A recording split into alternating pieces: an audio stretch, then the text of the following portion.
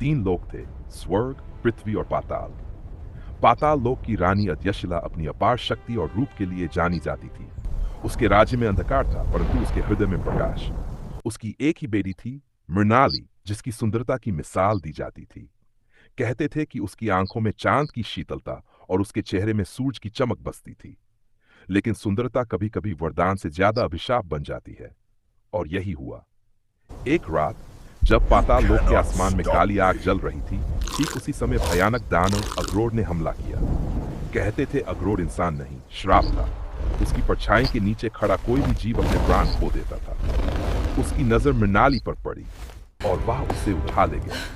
पूरे राज्य में हाहाकार मच गया। रानी टूटी, सैन्य ढह गया और उम्मीद मर गई। दानव का कैदखाना अग्रोर मृणाली को जंगल के बीच एक ऐसी गुफा में ले गया जहां न दिन था न रात, सिर्फ अंधेरा, सिर्फ खामोशी। उस पर एक श्राप था। दिन में मृणाली एक मासूम चिड़िया बन जाती और रात में फिर वही रूप, अप्सरा सी सुंदरी। दिन का उजाला उसकी पहचान छीन लेता और रात उसकी मजबूरी लौटा देती। वो बोलना चाहती, रोना चाहती, चीखना चाहती, लेकिन दिन में सिर्फ पंख फड़फड़ा पाती और रात में सिर्फ डर में जीती। दानव उसे अपने पास रखता था, पर प्यार नहीं। वो खूबसूरती का मालिक बनना चाहता था, उस पर अधिकार रखना चाहता था। यही उसका अपराध था और यही मृणाली की सजा। कहानी में प्रवेश करता है युवक। धरती लोक में रहने वाला एक साधारण युवक था, आर्यन, बेफिक्र सा, हंसमुख सा, पर दिल में एक अकेलापन छुपा है। एक दिन वह अपने साथियों के साथ शिकार और घूमने के लिए जंगल गया, लेकिन रास्ते भटक गया, अकेला पड़ गया। रात हुई, जंगल में अजीब सी सन्नाटे की आवाजें गूंजने लगी। पेड़ जैसे उसकी ओर झुक रहे हों, हवा जैसे किसी अनकहे रहस्य की गवाही दे रही हो। उसी अंधेरे में उसने एक गुफा देखी। गुफा से हल्की सी रोशनी निकल रही थी। जिज्ञासा के कारण वह अंदर गया, और जो उसने देखा उसकी धड़कनें वहीं थम गईं। पहली झलक, और शुरू होता है सस्पेंस। रात के अंधेरे में गुफा के बीच खड़ी मृणाली, नीले प्रकाश से नहाई हुई, आंखों में हजारों सदियों का दर्द, चेहरे पर अपार सुंदरता और चारों ओर मौत जैसा सन्नाटा। अयन पत्थर बन गया, वह देखता ही रह गया। ठीक तभी गुफा के बाहर धरती कांपी, भयानक गर्जना हुई। अग्रोर लौट रहा था। मृणाली डर से कांप गई। अयन सांस रोककर एक कोने में छिप गया। अग्रोर अंदर आया।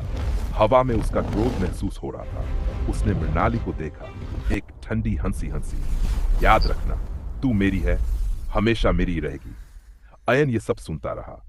रात भर वहां से निकल नहीं पाया। वो इंसान था, पर पहली बार किसी के दर्द से बंध गया।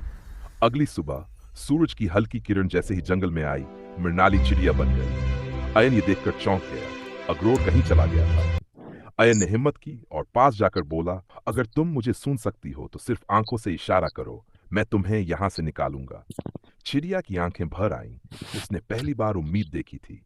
दिन गुजरता गया, रात आई, और फिर वही रूप।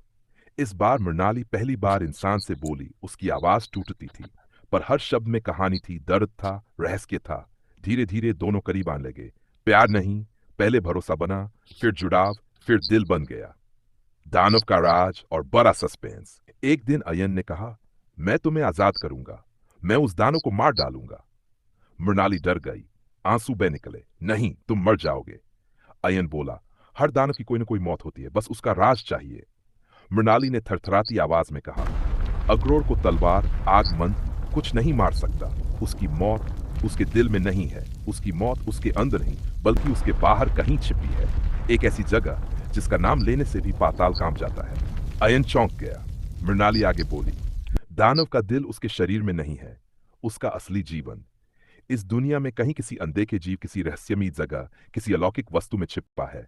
जब तक वह नष्ट नहीं होगा, अग्रोर अमर रहेगा। अयन के पैरों तले जमीन खिसक गई, और तभी गुफा में हलचल हुई। धरती हिली, हवा काली हो गई। अग्रोर लौट रहा था, और इस बार उसे शक हो चुका था कि गुफा में कोई और भी है। यहां खत्म। अब असली खेल शुरू होगा। आगे क्या होगा? क्या दानव अयन को पकड़ लेगा? क्या मृणाली की सच्चाई उजागर हो जाएगी? दानव का असली राज क्या है? उसका दिल कहां छिपा है? और आगे कहानी किस मोड़ पर जाएगी?